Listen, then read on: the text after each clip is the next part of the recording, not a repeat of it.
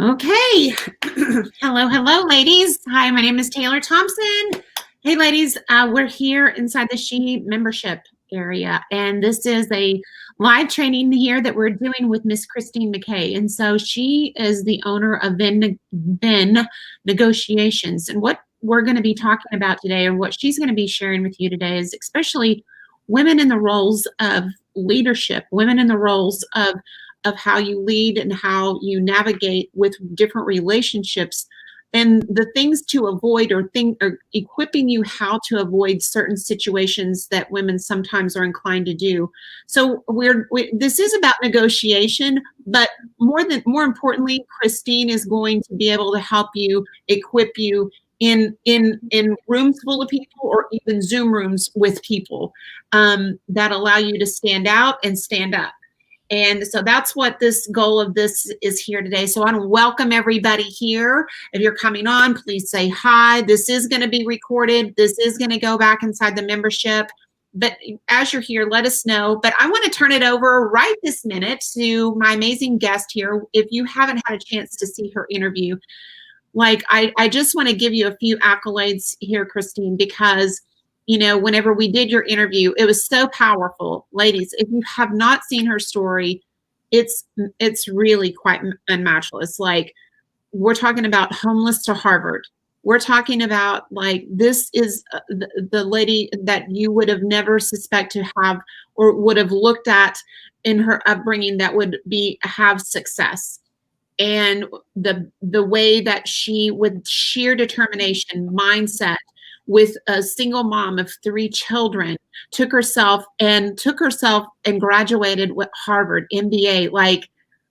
I'm still in awe whenever I think about it. And I think about all the challenges that you had to overcome. From homeless to Harvard in and of itself is just amazing, but all the through the journey, and what a light for so many people around you. So ladies, if you have not seen her story, if you don't have a chance to know her, this lady is nothing short of amazing. So I want to welcome you to the stage here, Miss Christine. How are you today? I am doing great. Thank you, Taylor. It's always so awesome to be with you. I love it when I get to hang out with you and with your people. It's amazing. So thank you for having me. Well, thank you so much for being here, and I appreciate this. And so as we go through, and as we're going to be sharing here, I really want the mindset of the ladies to be, how you're going to equip them, because women need to be equipped in a man's world, right? No matter what people say, and I'm not a man basher. Please don't get me wrong. I think men are amazing. But there is that balance of how do we navigate, and how do we stand up, and how do we shine in whenever we're in rooms with men, and how can you equip us to be able to do that? So I'm going to go off stage. I'm going to come back. You just tell me if I'll be hanging out here taking notes, but I'm going to give you the full stage. So I'm going to let you take over. Awesome. Thank you very much. I appreciate that. So gosh, just amazing to be here. I just love everything that Taylor is doing. And so I'm just really honored. So I am actually going to take just a second to share my screen a little bit. There we go. So now hopefully I got to go back to seeing you guys. I'm not sure how to do that. There we go. Okay, very good. Now, all right, that's the way we'll do it. So for right now. Anyway, so negotiating without leverage. And the reason why this is a topic. So first of all, thank you, Taylor. I am really honored to be here.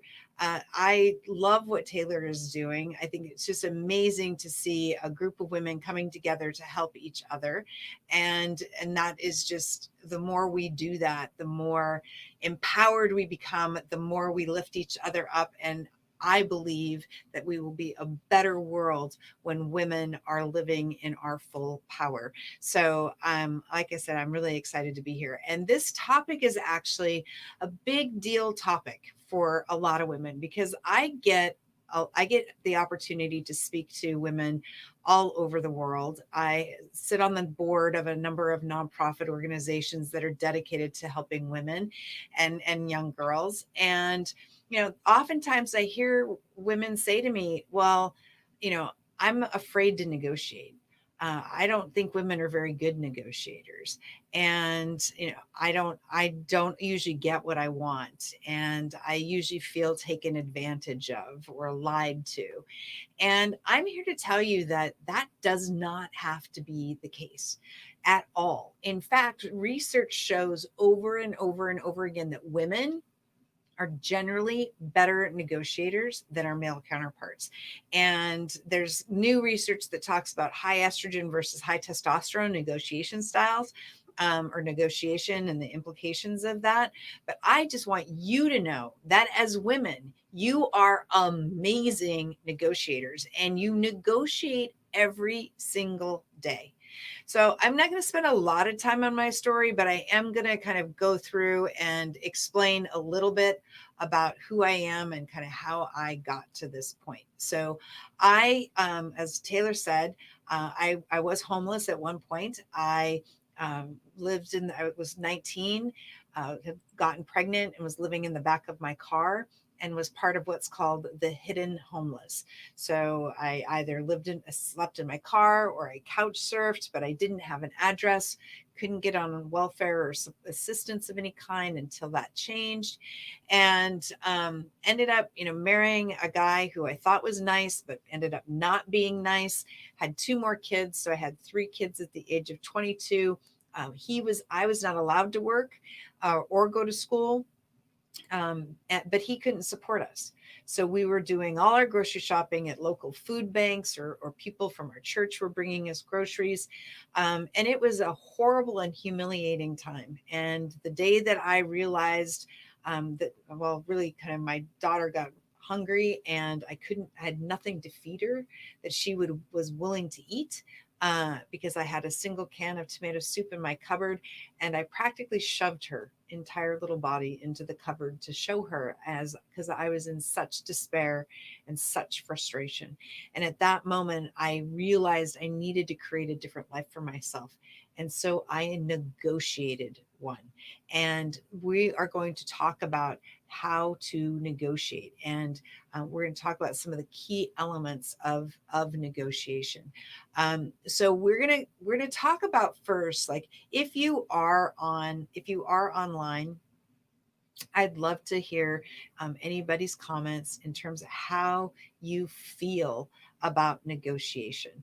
And the thing is that I want you to take just a moment and write down, when you think you're negotiating, what does that feel like? Whether you're going in to, ask your boss for a raise, if you're working for somebody, if you're trying to ask somebody to join your network marketing program, if you're trying to ask somebody to be a new customer, if you're trying to buy something from somebody, if you're trying to buy a car, whatever it is, how does the concept of negotiation make you feel? And write that down. Because if you're like a lot of women, it is intimidating and it is scary for a lot of women. And a lot of women say to me, I hate it. I hate it. I'm terrified of it. I don't want to do it. It's so combative. It's conflict. And I don't like that. But the thing is that what makes me sad about that is because negotiation isn't conflict. It shouldn't be about conflict. And in business, you hear a lot of people talk about business is war. It's the art of war. And I say baloney. That's not true. Business is about relationships. And I think coming out of 2020, that we can agree that relationships in business matter. And the thing that makes it interesting, it makes negotiation interesting when you overlay that as a concept, is that negotiation is nothing more than a conversation about a relationship. And guess what? You cannot win in a relationship. I'm really blessed because my amazing husband and I have been together for 27 years. We've been married, we've been together for almost 30. And the deal that we entered into when we got married is not entirely the same today as it was then, because we are not the same human beings that we were all those decades ago. And so we've had to negotiate throughout our marriage and throughout our relationship. And you do that in a personal way. You do in all your personal relationships, whether it's with your best friend or your kids. And you also do it in business. So know how you feel about negotiation, but don't, if you are someone who is uncomfortable with negotiation or afraid of it, know that it really is nothing more than that conversation about your relationship. And if you can't have a conversation about your relationships, then your relationships are not going to be fruitful for you, whether they're personal or whether they're professional. So, what are some of the things you need to do when you think about negotiating? So, some of you actually may say, I don't really negotiate anything. And I'm going to tell you that's not true. You actually are negotiating all the time. You don't need to be arguing about price or, you know, arguing about, delivery times or, some business contract. That's not all that negotiation is. Certainly some of those things are negotiation. But the thing is that all negotiation is communication. Not all communication is negotiation, but all negotiation is absolutely communication. So when you think about communication and you think about what you do on a daily basis, then I'm telling you, you absolutely negotiate. Whether, like I said, you're negotiating with your kids, your partner, whether you're negotiating in a business setting, whether it's in your own business, or whether it's in the company that you happen to work for. So what makes negotiating, how do you get more power? How do you feel like if you're negotiating and you want something from somebody? One of the things to know is that negotiation is inherently emotional. So that's an important distinction because we are emotional creatures. All of us are. And once we recognize that, then and we as women often say to ourselves, well, I'm, too, or guys will say, oh, women are too emotional, which makes no sense whatsoever. But a lot of women will say, I get emotional when I'm negotiating. Well, guess what? So do guys. We just express our emotions in slightly different ways sometimes. We may cry more. Men may throw more things. So, and trust me, I've seen both in negotiations. I've had plenty of things thrown at me in a negotiation, trust me. But so negotiation is emotional. But so how do you deal with that? How do you deal with that emotion? Because when you're trying to get somebody to do something that you want or give you something that you want, you're trying to influence them. And the best negotiators are the ones who know how to control their emotions, who are not going to allow their emotion to get the best of them.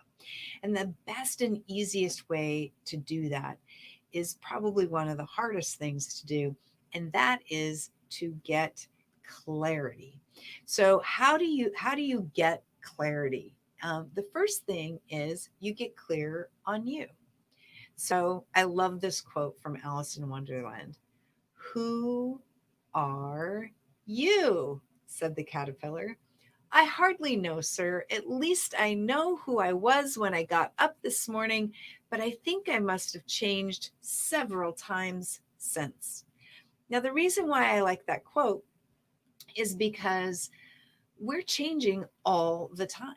We have, things that we get up in the morning and it's like we've got this task to do and we think it's impossible or we think it's going to be hard, and then we do it. And guess what?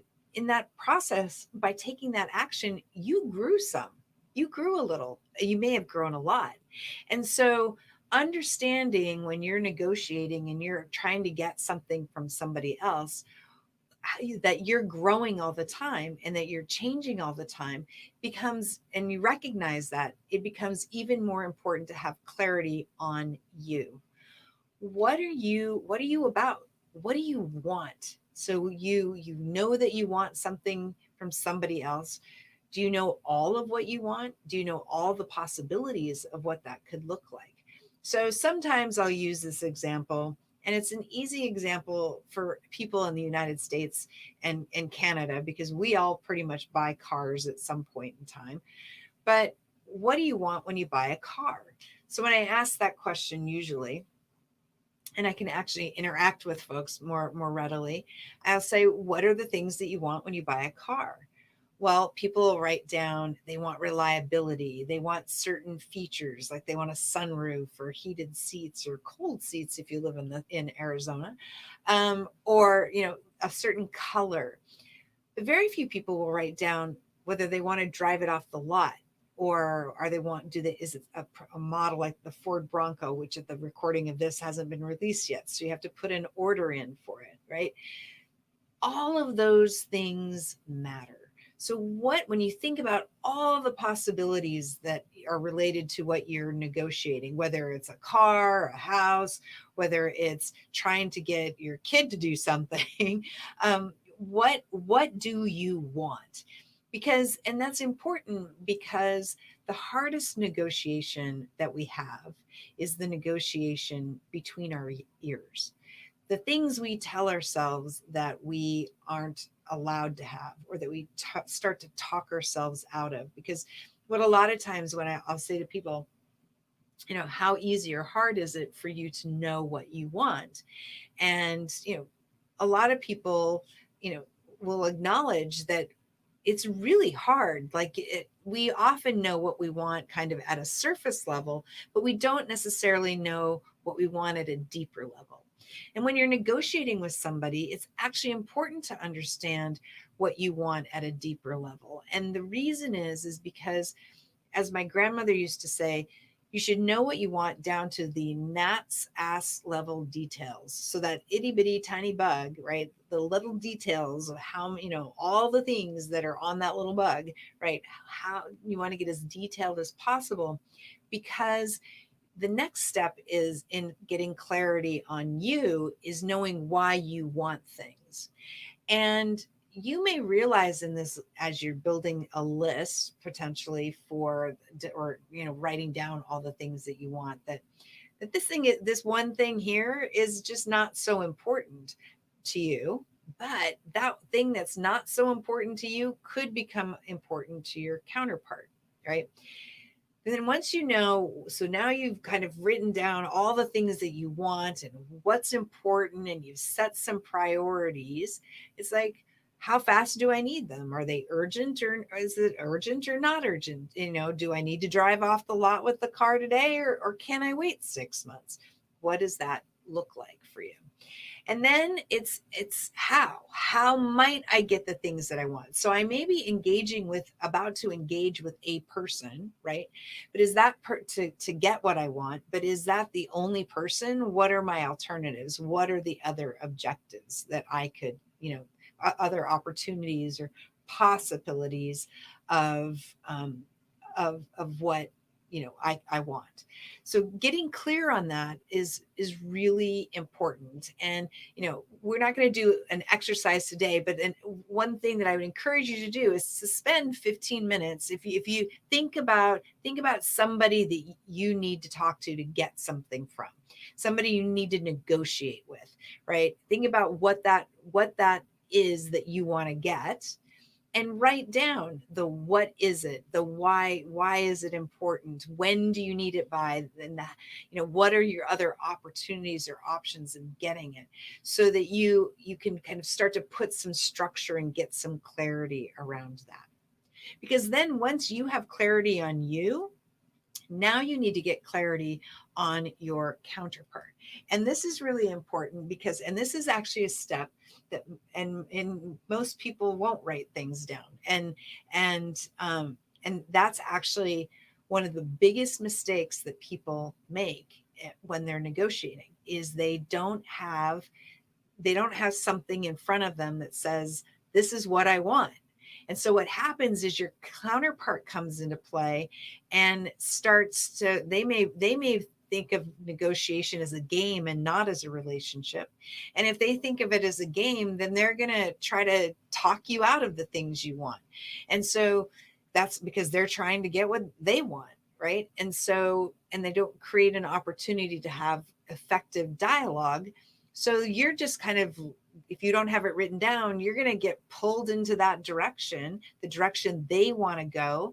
And then you get it, you finalize the negotiation and you look back and you go, darn it, that wasn't what I wanted. How did I end up there?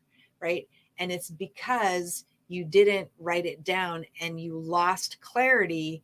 You got confused on what it is that you wanted because you started listening too much to your counterpart. But you need to also get clear on your counterpart, and you need to do this before you start engaging with them, if that's possible. And the reason why that's important is because you need to come up with some ideas of what's important to them. Who are they? Put a name to the person. So earlier I said, think about, a person that you want somebody from. What's something you want from somebody? Well, right now on that thing that you just wrote down, write down the name of that person. Is it Jill? Is it George? Is it Jennifer? Well, I'm into the J's today for some reason. I don't know why.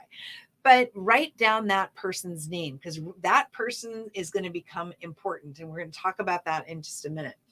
So, and write down, what do you think they want? What problem are they trying to solve? How urgent is it for them to solve the problem? Do they need it solved today, or can they wait 6 months? And how might they solve the problem if you are not the one providing a solution to it? Because now you're trying to get into the head of your counterpart. You're trying to anticipate what they might do, and then how you are going to craft your message to meet, and so that you can create that bridge to connect what you want and what they want. And that's what we're going to come into next. And so in addition to taking that time to write down all the things that you want, take some additional time, another 15 minutes, to think about your counterpart. Who are they? What's their name? What do you think they want? What's that problem they're solving? How urgent is it for them? And what are their other opportunities if you aren't the one solving that problem? And so when you think about that, write all of that down, because it's going to give you some clarity on both you and your counterpart. And you're going to start to see where you think you have overlap, which is where you have common ground and that things that you want to build on, or things where you're really far apart and different. And those are the things you're going to want to create a message to address.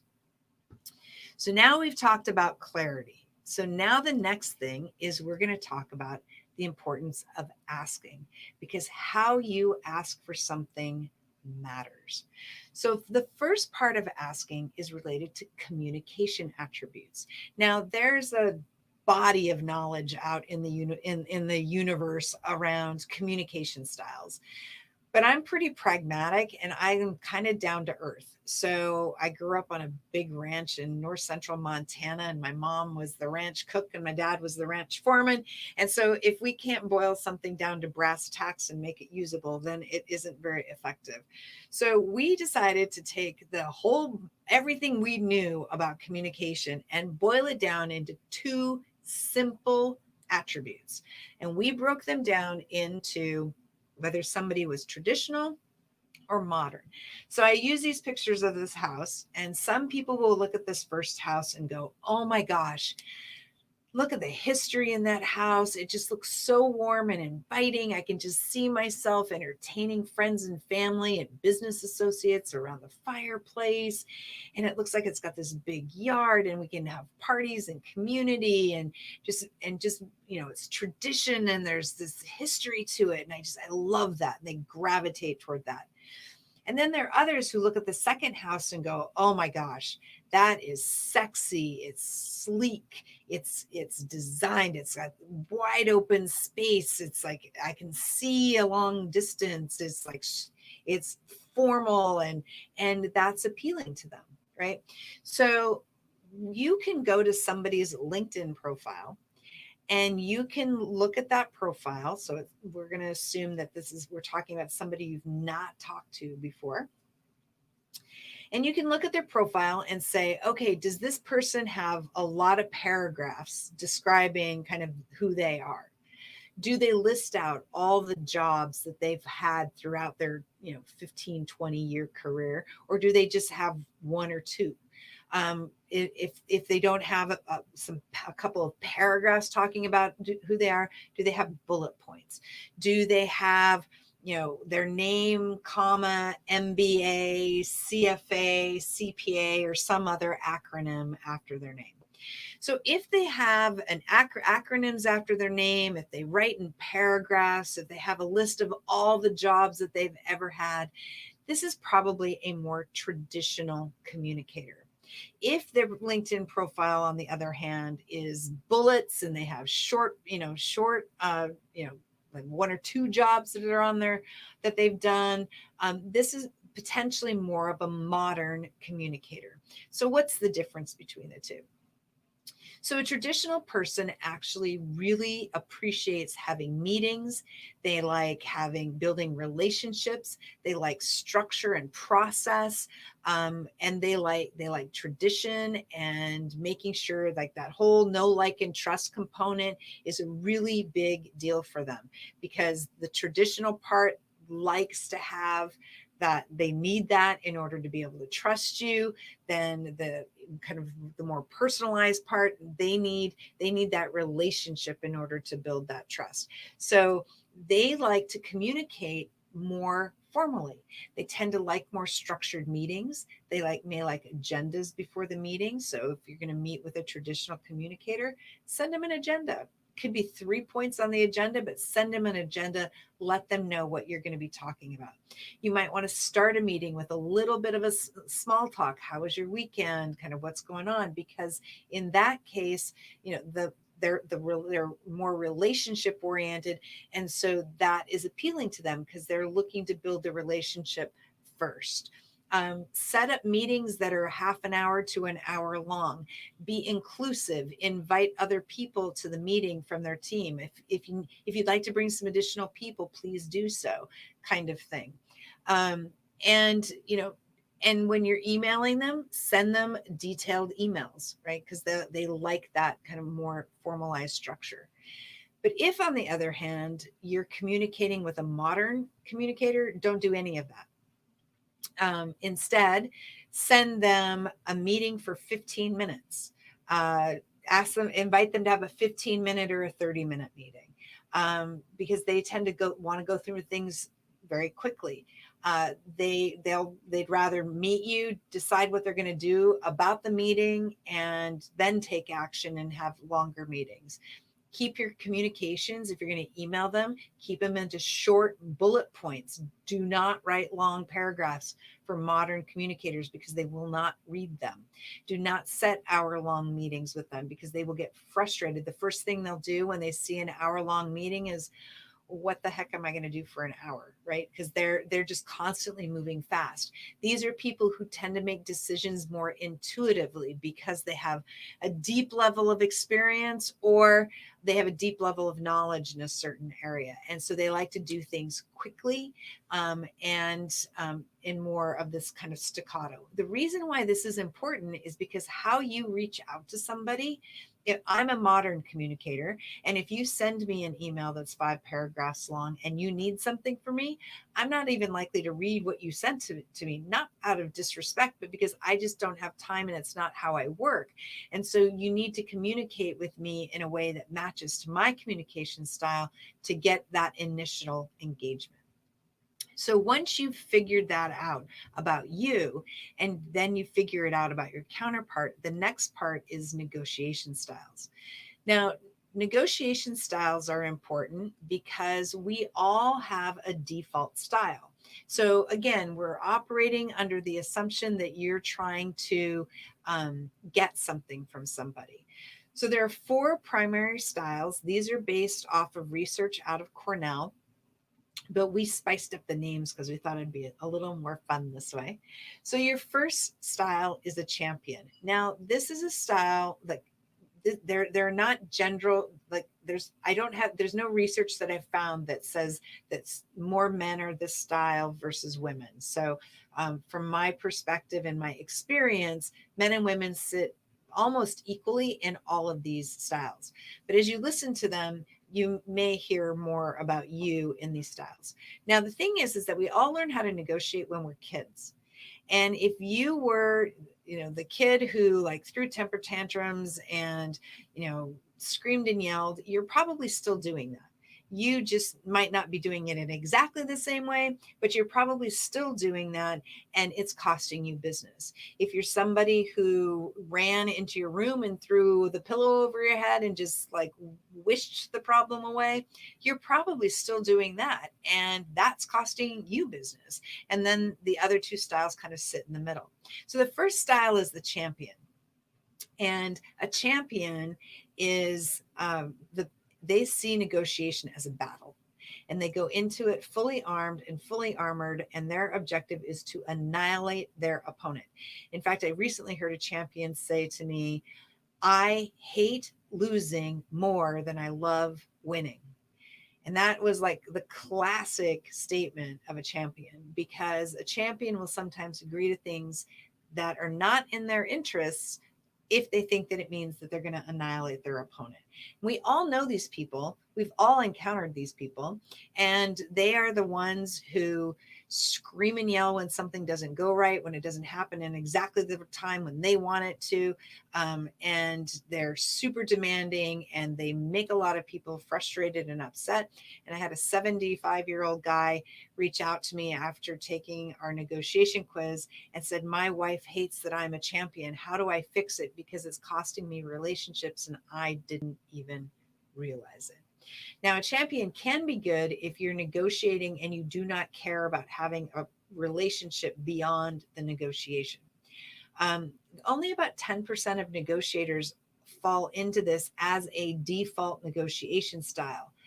But when people are negotiating and they think they don't have any leverage, then they might take on this style to compensate. So they might become more aggressive in their approach.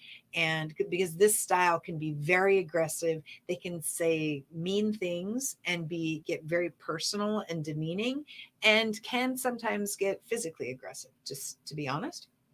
But if you are negotiating and you have one thing that you're trying to negotiate and you don't care about having a long-term relationship, this style, super effective for that. The second style is a benefactor. So I don't know how many of you know Porky Pig or have seen Porky Pig, but go check out Porky Pig on YouTube.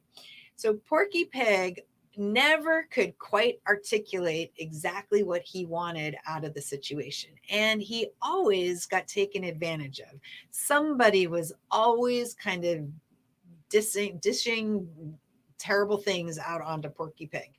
And so he's always kind of a bit of a victim. And the benefactor falls into the same category. The benefactor is somebody who does not like conflict. Matter of fact, they were the kid who went and hid under the pillow and just wished everything to go away. The benefactor cares so much about relationship that they are convinced that conflict cannot be present in the relationship. But I can tell you, and anybody who's been married for any long time or had best friends for a really long time, conflict is just a natural extension of a relationship. And given that negotiation is nothing more than a conversation about your relationship, conflict is going to happen. You don't need to be afraid of it. But the benefactor tends to view the fact that they tend to think that if I get into conflict, it destroys the relationship. But what ends up happening then is that they often agree to things that they can't deliver, which ends up hurting the thing that they care about, which is the relationship. And they often don't ask for more of what they want or ask for what they need in some cases. And as a result, they often walk away from the negotiation feeling taken advantage of and used. And because they're conflict avoidant, they tend to be passive aggressive. which can ultimately hurt the relationship as well. So, this style and the champion style, my two bookend styles, have really strong tendencies to really damage relationships, whether it's through aggression or through avoidance. And if this either of these styles is your default style, you need to be aware of that, and you need to learn how to draw on the next two styles in order to be able to compensate for your default. So the third style is a maverick. About 55% of negotiators are mavericks, and they're kind of my checklist. I call them my checklist guys.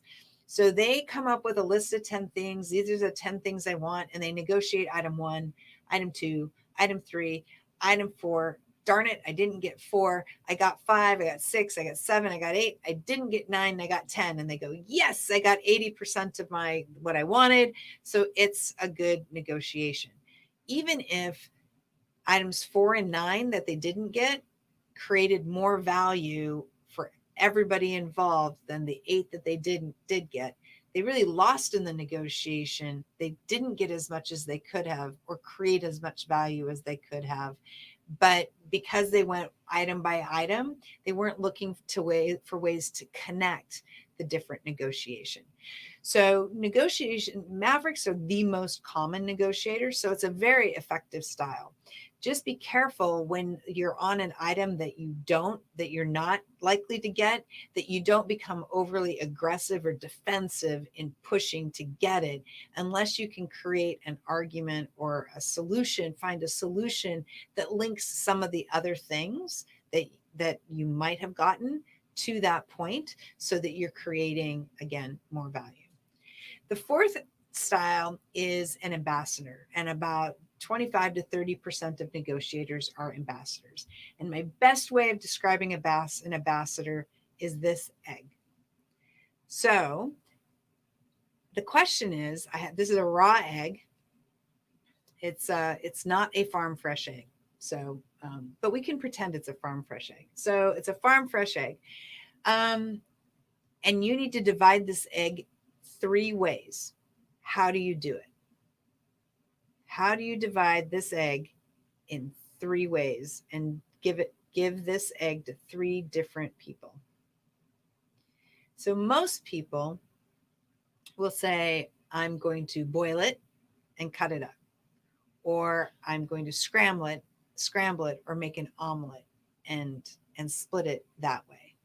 But the reality is if you take the bottom and you poke a pin in it, you can actually drain the egg white and the egg yolk from the bottom and leave the shell largely intact.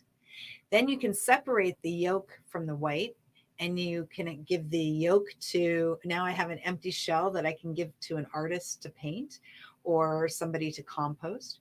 I have a yolk that I could give to a baker so that they could glaze somebody, and I can still make an omelet with the egg white. So now I have 3 separate parts, and the ambassador is always looking for the egg. They're always looking for, how can I create value? Where can I poke a hole and create more value versus taking something and forcing it and breaking it and then dividing it up? What are the ways to create value? And that's the easiest way that I can use to describe an ambassador. Now, ambassadors are really good in multi-issue, complex negotiations, but they're a pain in the neck if you have to make fast decisions, because they're always trying to figure out how to poke the hole in the egg and get more out of the egg. And that sometimes there's just not time for that. So they can be kind of aggravating sometimes. And I can say that because I am one. So, but they also can, when they're negotiating with a champion, they can become more of a benefactor and kind of avoid conflict because they're trying to be cooperative. So one of the things that's important to understand is that, ask for what you want and be prepared to get it, says Maya Angelou. And that's hugely important, because as women, we're often kind of told that we should just be grateful for what we're given. But there's a 1 in 14 trillion chance that you are sitting on the other side of this screen. 1 in 14 trillion. You are not here by accident. And you are not here to just accept the scraps that somebody gave you. You are here and you are destined for amazing things. You are destined for greatness. So ask for more of what you want and be prepared to get it because you deserve it. Now, once you know what you want and you've figured out how to ask and understand your negotiation style, the next thing is actually engaging. So you want to make sure when you're engaging, you want to understand kind of the process of engaging. You want, if it's a kind of a more formal negotiation, then you want to contribute to that process.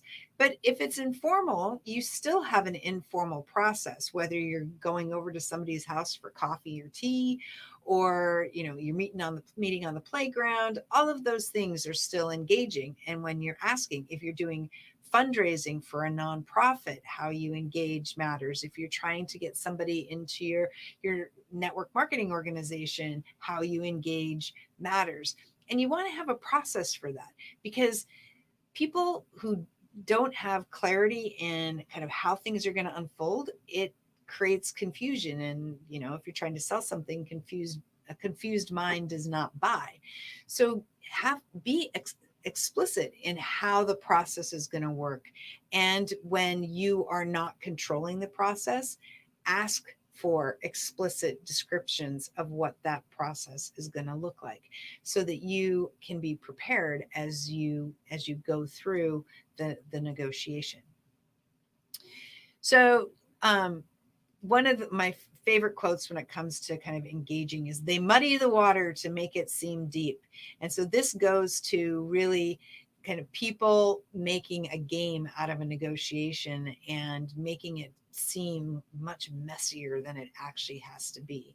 And the more clarity you have on what you want, the more clarity you can create around your counterpart, the less muddy the waters are going to be. And the way you get to that clarity is by asking really effective questions. The worst possible question, or actually not the worst, let me rephrase that. The most ineffective question you can ask is why, because why puts people in a defensive. So when you are trying to unmuddy the waters and clear the waters, ask what and how questions. What might somebody do? How might somebody do that? Creates open possibilities. So I've really enjoyed being here with you guys today. And, we've talked about quite a few things.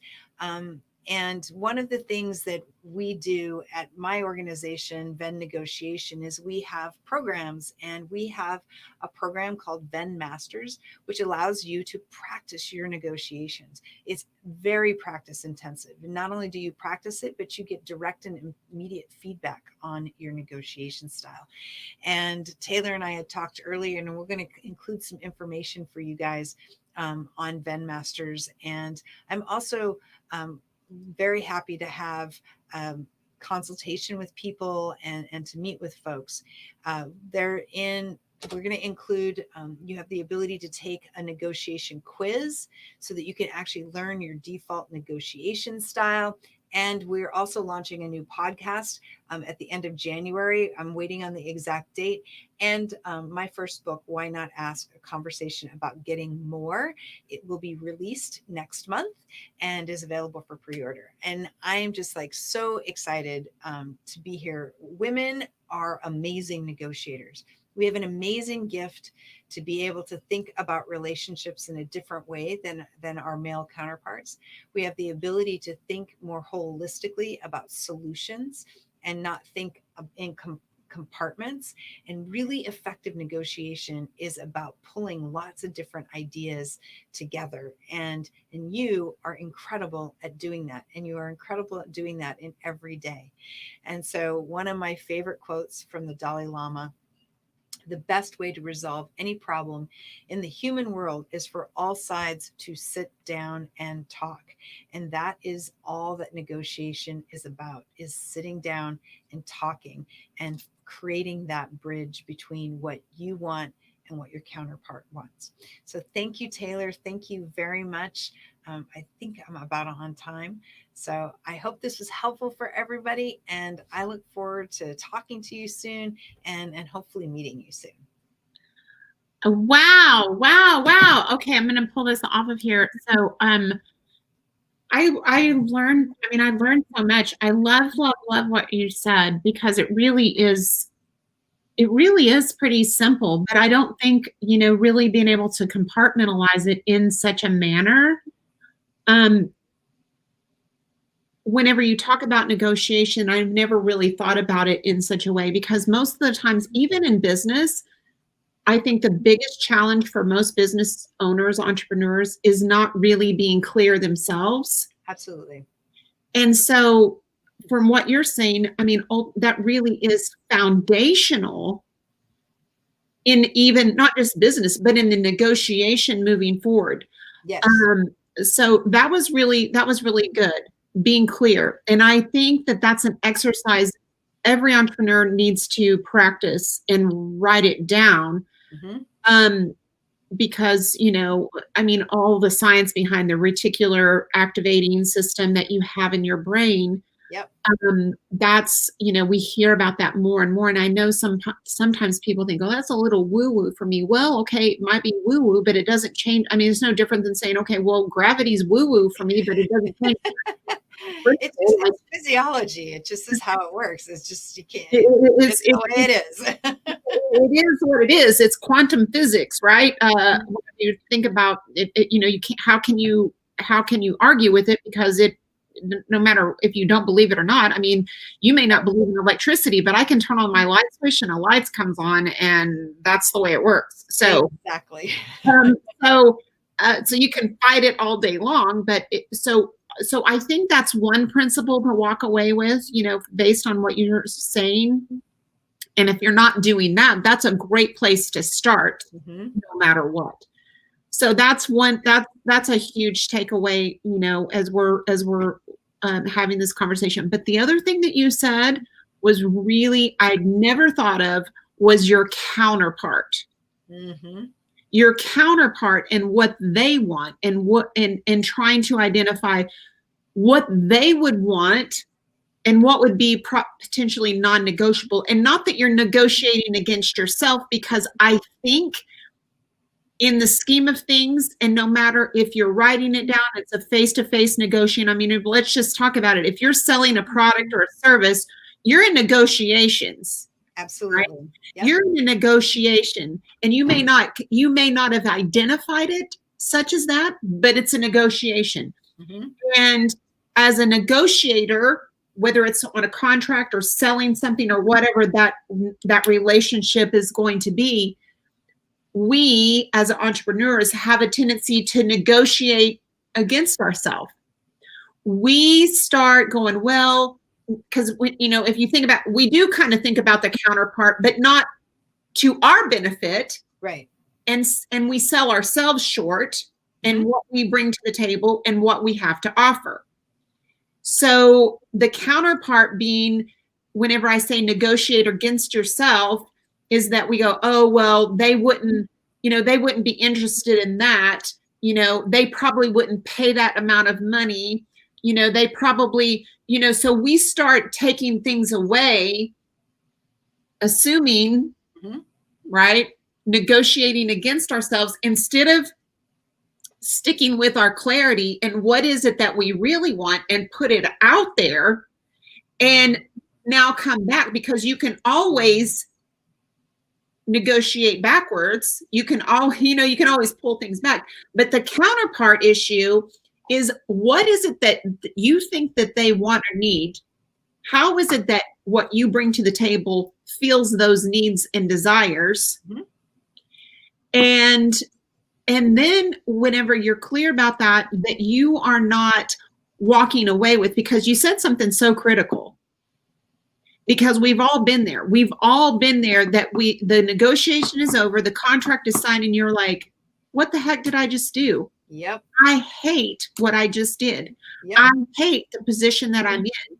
I hate the fact of what I just negotiated away.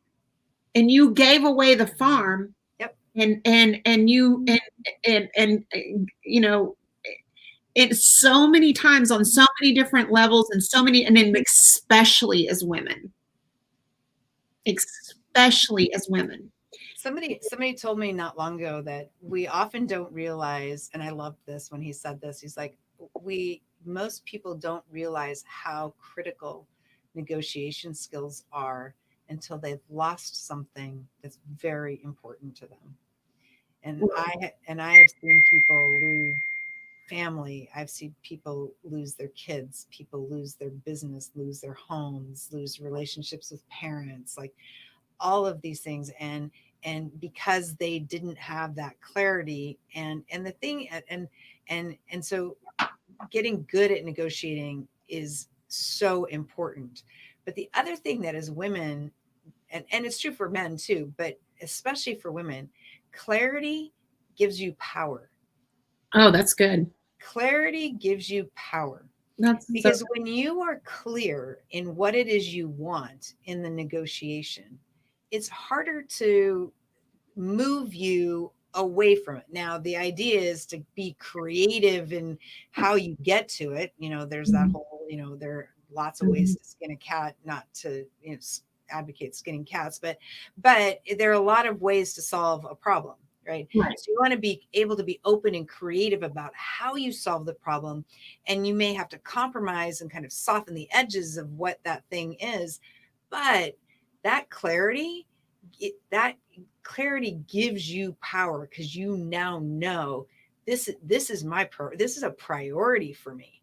And it's how we get to it is negotiable, but the actual outcome is less negotiable. Right. well, that's so good. And I was always taught, this concept. The only relationship you can have is the one you're prepared to do without. Yes. So that really, and whenever you think about that, it does give you posture. It gives you posture, and it gives you a way to keep from moving your line in the sand.